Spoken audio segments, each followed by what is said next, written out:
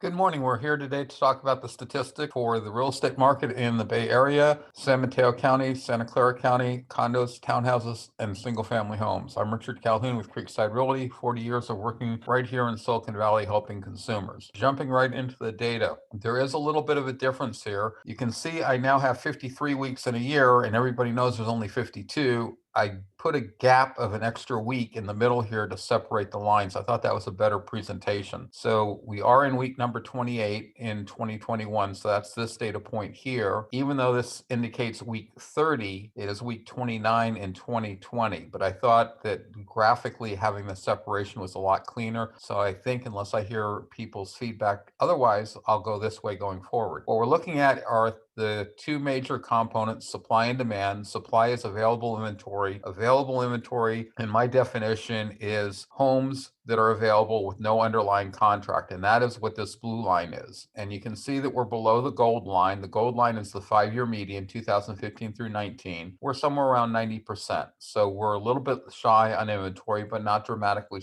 shy. That's everything combined, not any one product. The gray line is the number of new listings coming on the market. And basically that's right at 100%. So we've been having the right number of new listings coming on the marketplace. We just have surplus demand, and that's this rust color line. We talked about this huge perturbation, and that was because of the holiday. And so now we went back up and we're about where you'd expect it to be. Going forward, I'd expect it to probably be right around this 135% of demand because it's basically been there from the bulk of the year. Yes, there's fluctuations, and you'll notice, the new year, there's a fluctuation. Right around Memorial Day, there's a fluctuation. Right around July the 4th, there's a fluctuation. There'll be a similar fluctuation right around Labor Day coming up, I guess about a month and a half. So what it basically is saying is we're a little shy in demand on inventory, but we have way more demand. And I would say it's the demand driving the marketplace. Now what we're looking at is days of unsold inventory. This is the ratio between the supply and demand. To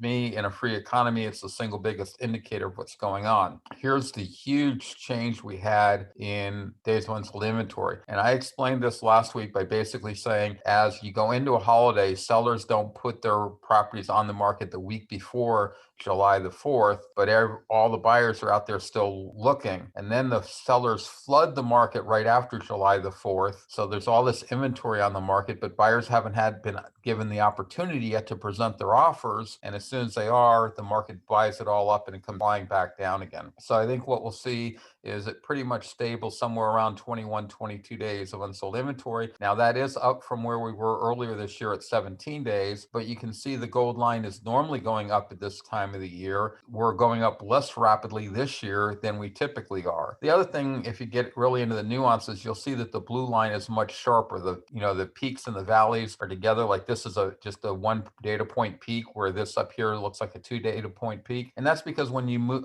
average, when you look at 5 years, July the 4th could be at different times during the week and impact 1 week of data or the other week of data. So it impacts 2 weeks when you start looking at multiple years, where in any given year, it only impacts 1 year. This is looking at the overbid distribution for every given week. Each line on here represents a week. The solid lines are the most recent lines, and you can see the purple line, which is the current week up here. You can see it come down through here, and it's really hard to see. I think I pick it up right about there again. It's pretty much envisioned, but I think it's right down through here, because this, I think up here is May 29th and not the current purple. I think the current purple's in here. So what's that telling me? It's basically saying the market's leveled off. Buyers aren't feeling that huge amount of demand, not increasing amount of demand to overbid. They just are overbidding by about the same amount with the same frequencies. So you can see all the dotted lines are the oldest, the dashed lines are the next, and then the solid lines are the most current. The outlying are your best month ever and your worst month ever. This is looking at appreciation, and it's noteworthy. The reason the top line is bolded is it's Santa Clara County single family homes, so it's the biggest micro market, and it's pretty stable. You can see we are at 24.1, 24.4, 24.1, 21.4, 20.4. That's actually indicating the market sort of leveled off and is actually going down. It's sort of surprising with the huge amount of days of unsold inventory that prices have leveled off and actually reversed ever so slightly. They're up dramatically. They're up basically 20% from last August timeframe. These appreciation rates, you need a base. The base is the entire closings during the calendar year of 2021. The reason I said August is that's when the first week in August is typically when the median escrow closes. So half the escrows close before that and half after. So that's roughly when the median sale price would have also probably occurred. Just real rough, could have happened quite a bit earlier because of the pandemic and stuff. That's just a ballpark to give you some sort of place to hang it on. Or, if you want to be accurate, it's the rate of appreciation compared to the median for the entire calendar year. Just a little awkward. You don't want to go, at least I don't want to go one period, like exactly 1 year ago, because was exactly 1 year ago that price high or that price low, and that would impact your rate of appreciation. By going over a whole calendar year, you get stability and you can see what the numbers are. And you can see, South County is continuing to climb, but, East San Jose has gone down a little bit.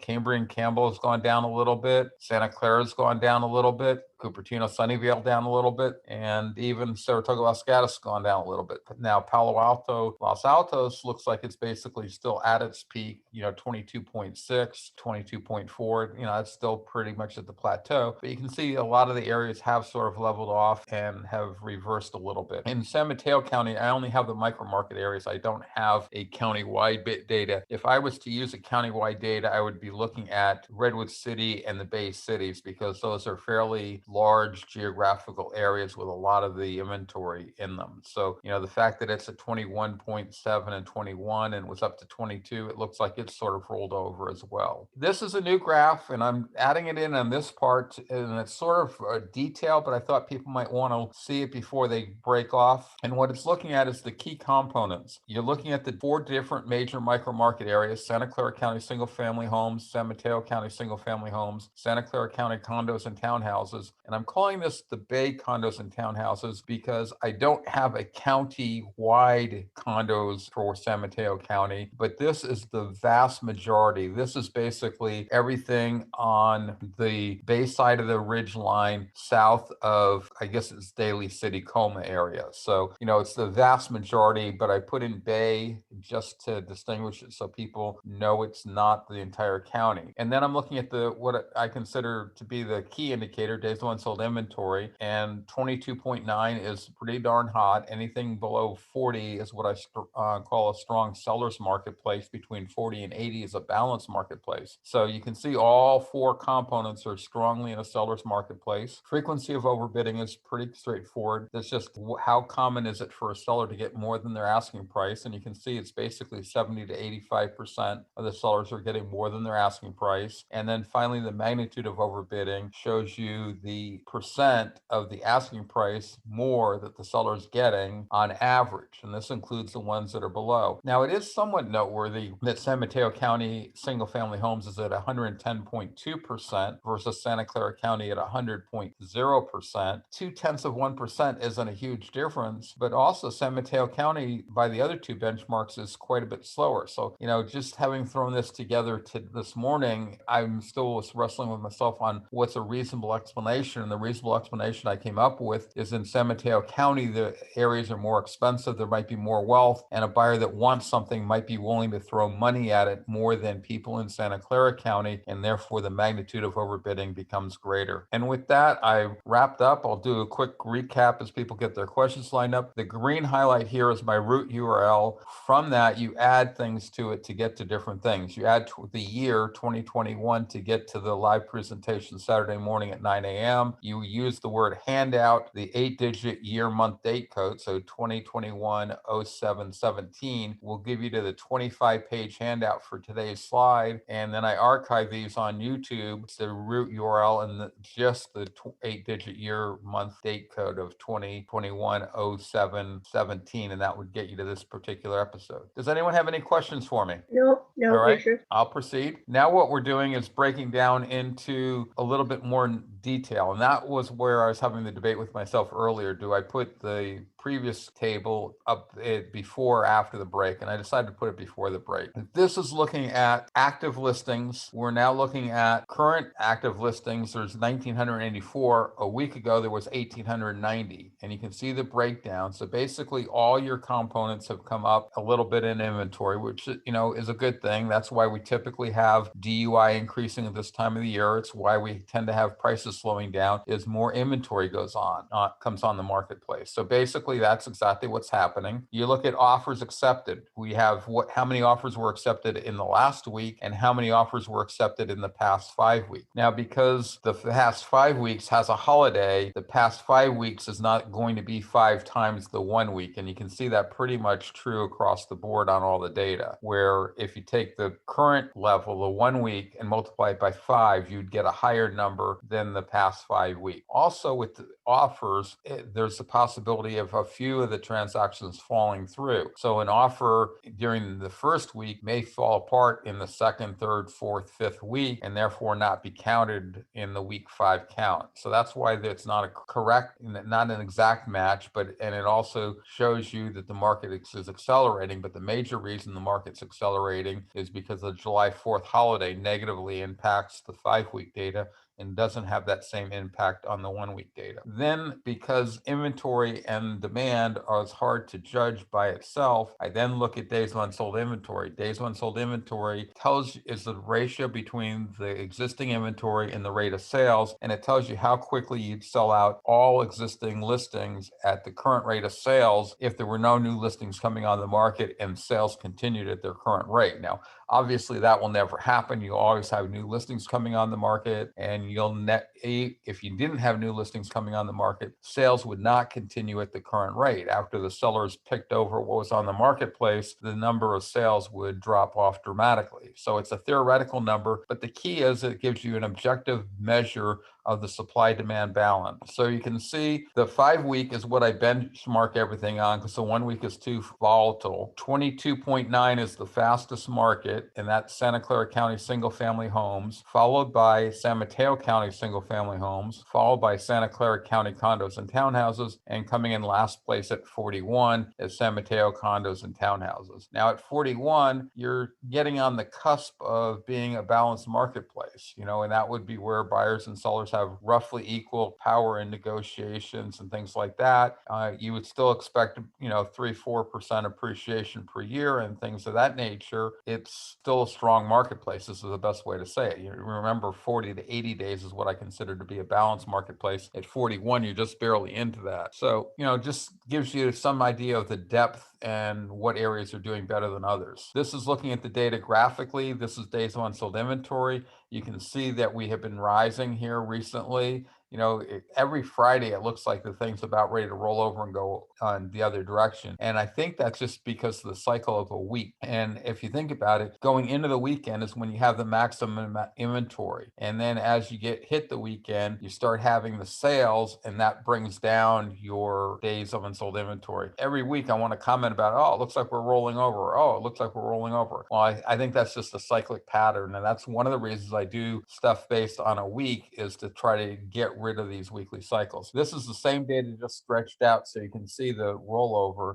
Maybe it's even the rollover may happen on Thursday, and then you have Friday and Saturday data points that are basically flat or down slightly. This is showing you the heat map of days of unsold inventory. The redder the color, the lower the days of unsold inventory is, which indicates demand is higher compared to the supply. Or maybe I should say supply is lower compared to the demand, then that way they're both lower. Over in the table, you have on the side, on the right-hand side, you have all the different numbers, so you can see exactly what the number is. You can see Menlo Park Atherton's at 65. It's the highest color. The darkest color is probably the Bay Cities at 17. Oh, actually, Milpitas, Blossom Valley is a little darker at 12. So this area up here and down here is your absolute darkest area, followed by the area up here. And, it's pretty hard to tell the difference between here and here. The table is a little harder to tell, but I only have somewhat shading abilities. Now we're looking at the active inventory. This is how many homes are available without an offer. And again, this is macro data. So by homes, I'm talking about single families, condos, and townhouses in both counties. And you can see right here on the blue blue line. So we have somewhere just over 1,750, I'd call it almost 1,800 homes for sale. But normally we'd have 2,000, so we only have 90% of the inventory you'd expect to have. Last year at this time, we were slightly above. I would call it almost exactly on the normal. And then basically starting, it's labeled week 41, but remember that's off by a week. So starting about week 40, we actually had more inventory all last year and the beginning part of this year, but we had a huge demand surplus so that it was balanced out. And then basically here you can see, and now we're in the current year, so the week's numbers are accurate. Basically, weeks 7 and 8, 9, there was a huge rollover in the available inventory, and that stayed there basically from week 9 through week 16. And week 16, instead of growing, it's basically been plateaued. And yes, there's been a little bit of growth, but not the growth you would expect, which is why we now have a shortage of inventory. And I point that out just because a lot of people were crying wolf last fall and very early spring, early winter, whatever you want to call the beginning part of the year, saying we had a lack of inventory. Well, we actually had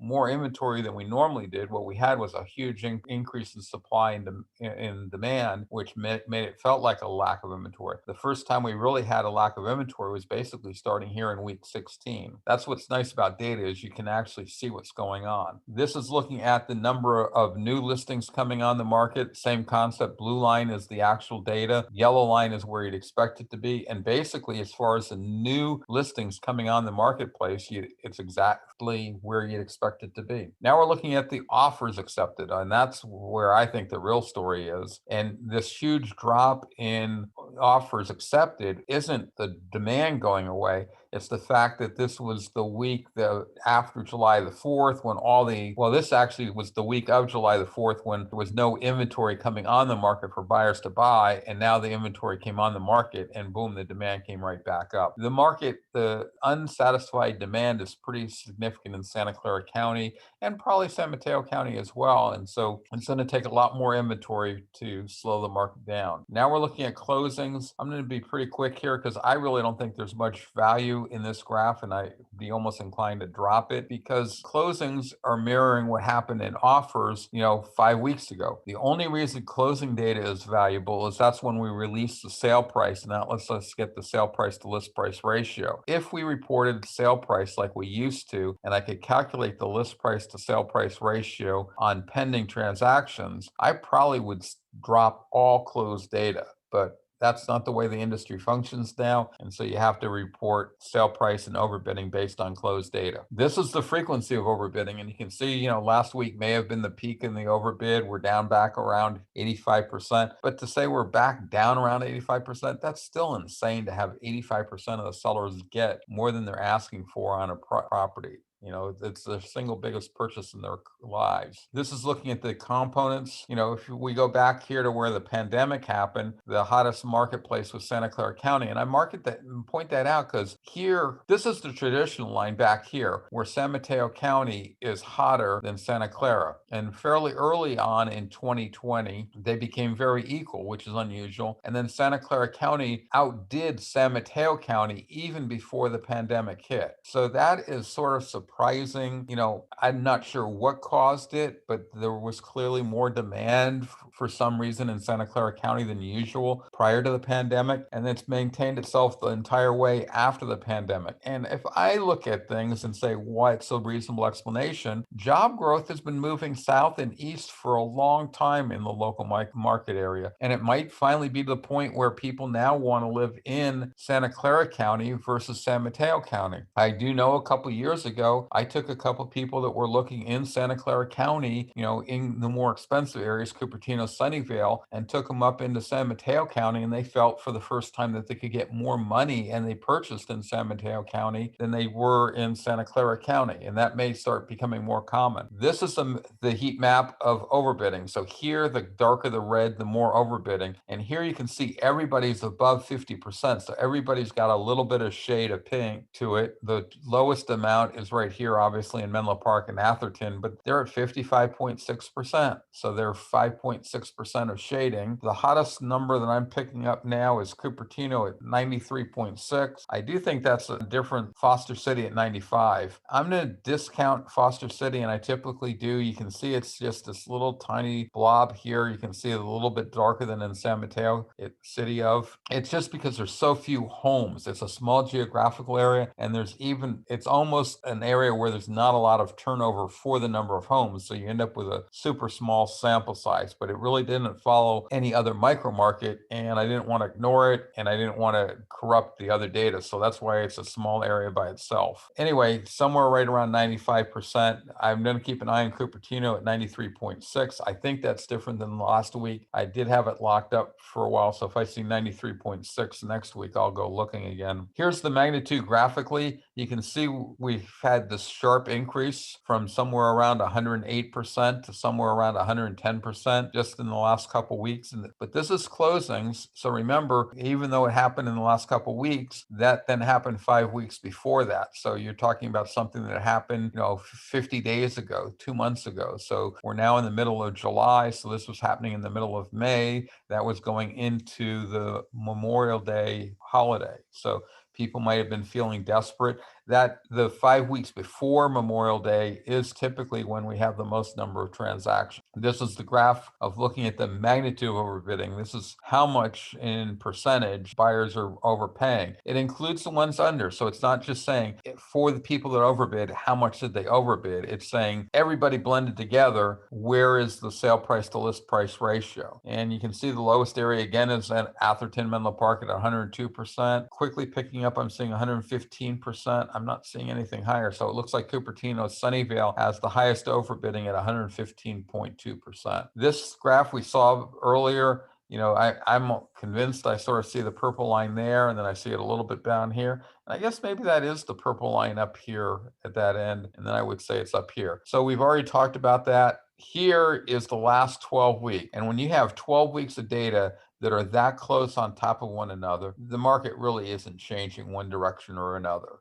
Basically the way I read the marketplace, we had the heat up at the beginning part of the year. We're now reaching at the plateau. Normally we have a little bit of a cooling off. I'm not seeing that cooling off significantly yet. There's been a little bit softening in the appreciation chart that I showed earlier. So, maybe we are having the actual softening. It's not as significant as it normally would be in most years. Here we're looking at the sale price, 3 different numbers, and they're the 10 percentile, which is the lowest price. That means 10% of the homes sell at this price, 10% of the homes sell at this price or more, and the median is the middle number. Most people just follow the median, but by sandwiching it, you have sort of the upper and lower criteria. Here, the redder the color, the higher the price, the bluer the color, the lower the price, with the white being the median price, which is typically right there in San Mateo County, in the Bay Cities and Redwood City. And the coloring is done, because I can't color on 3 different numbers, the coloring is done on the median price. This is a new graph. I apologize. I know it's hard to read, but I just threw it up there. It's going to be very similar to the next graph, but I think this graph is going to be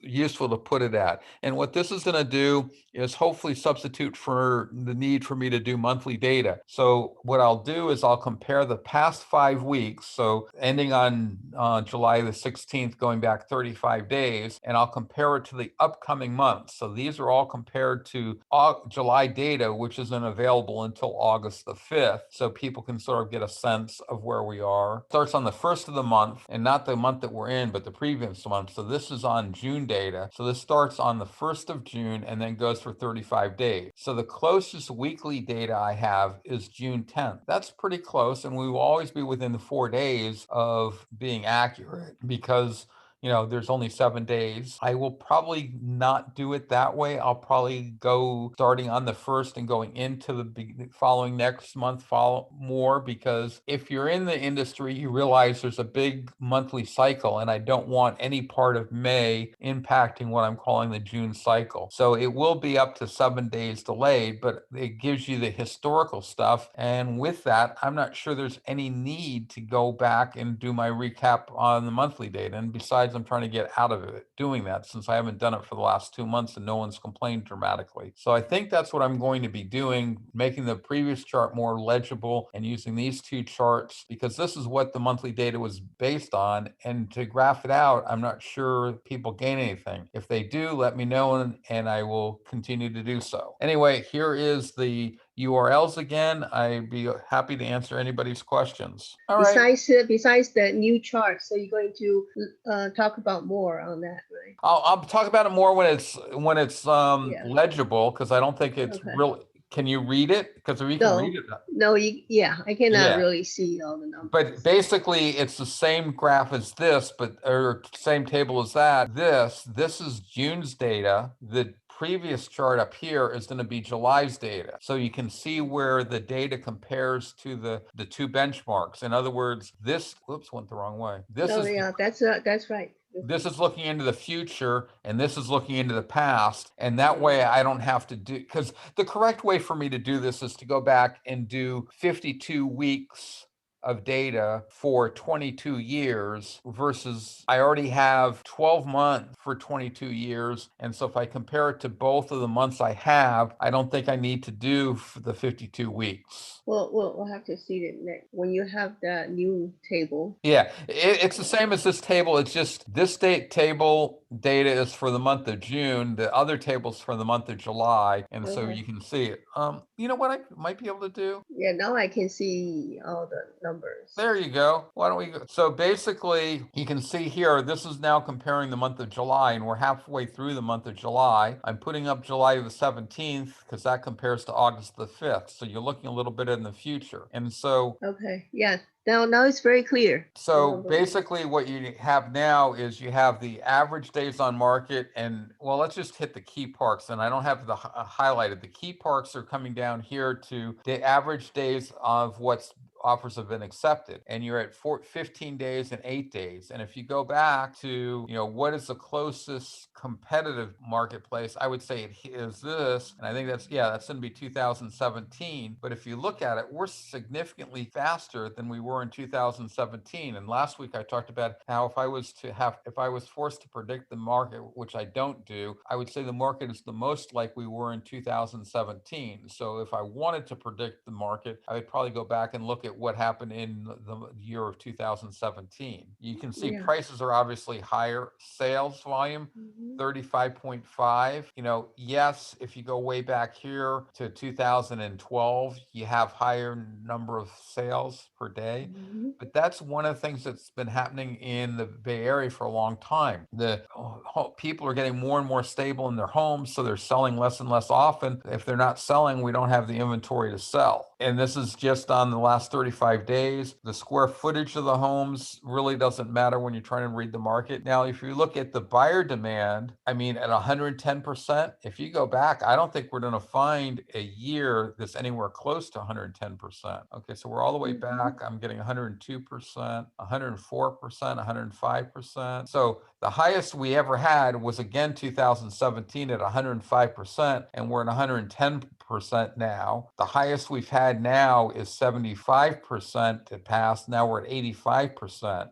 So, those are sort of the key numbers. Right. And then if you advance, can I advance to the next slide? That's what I want. So now if you look at this number, and I'll expand it a little bit so we can, if we're looking at the back in time for the month of June, we had 110%. We were at least close at 107%, almost 108%. And we were really close at 85% and 79%. So what it really says is the market from going from June to July slows down dramatically, because the highest overbidding I saw was 105%, and that was for a different year. And now we're at 108% almost. And I think this was 75%, and now you're at 80% versus 85%. So basically what it says is normally the market slows down. Now, granted, we still have 3 weeks for the market to slow down for when I report the the July numbers, which is Mhm. why, the correct way to do this is to have every single week's data, but I don't want to do that. Now,